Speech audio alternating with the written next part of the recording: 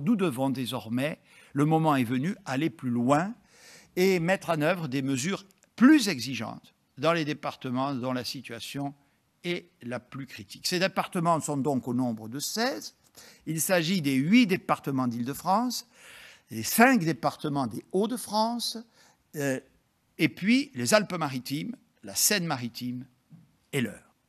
Dans ces 16 départements, de nouvelles mesures de freinage massive de l'épidémie interviendront à compter de ce vendredi soir minuit et pour 4 semaines. Dans les 16 départements concernés par ces nouvelles mesures, nous maintiendrons le parti pris de laisser les écoles ouvertes, préserver autant que possible l'éducation de nos enfants. Pour les lycées qui sont déjà, pour plus des 2/3, en demi-jauge, ils basculeront en totalité dans ce fonctionnement. Pour tenir compte des besoins des élèves, nous assouplirons les conditions dans lesquelles l'activité sportive des mineurs pourra être pratiquée. L'éducation physique et sportive sur le temps scolaire pourra reprendre normalement. Et les activités sportives extrascolaires en plein air des mineurs seront maintenues. De même, dans ces territoires toujours, les règles s'appliquant aux lieux de culte resteront inchangées. S'agissant des commerces, comme en mars et en novembre, seuls les commerces vendant des biens et des services de première nécessité seront autorisés à ouvrir. Cette notion de biens de première nécessité sera étendue aux livres et à la musique. Je sais que les commerces ont mis en place des protocoles sanitaires stricts, mais pour ralentir l'épidémie, il faut réduire les risques de croiser le virus et donc les occasions de contact dans les lieux clos.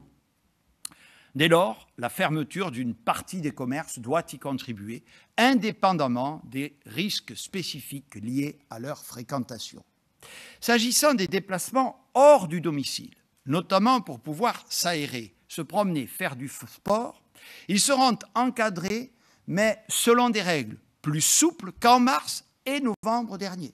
Car on sait aujourd'hui qu'on se contamine infiniment moins quand on se promène en plein air qu'en étant regroupé sans masque à l'intérieur. Concrètement, il sera possible de sortir de chez soi pour se promener, s'aérer ou faire du sport en journée, sans aucune limitation de durée, mais avec une attestation et à la condition de rester dans un rayon limité à 10 km autour de chez soi.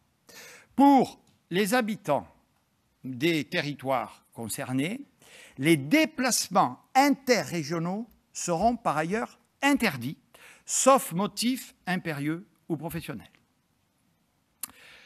Le dispositif de couvre-feu sera maintenu selon les mêmes règles qu'aujourd'hui, avec une différence cependant. L'heure de début passera de 18h à 19h, et cet ajustement lié à l'arrivée prochaine de l'heure d'été s'appliquera à compter de samedi prochain et concernera tous les départements et pas seulement ceux soumis à des mesures renforcées. Ce choix de moins restreindre les possibilités de sortir de chez soi doit cependant s'accompagner d'une vraie vigilance. Il s'agit clairement de rendre possible le fait d'être à l'extérieur, mais pas d'aller chez des amis pour y faire la fête ou de s'y retrouver en nombre, sans distance ni masque. Nous devons également être très vigilants sur les risques de contamination sur les lieux de travail.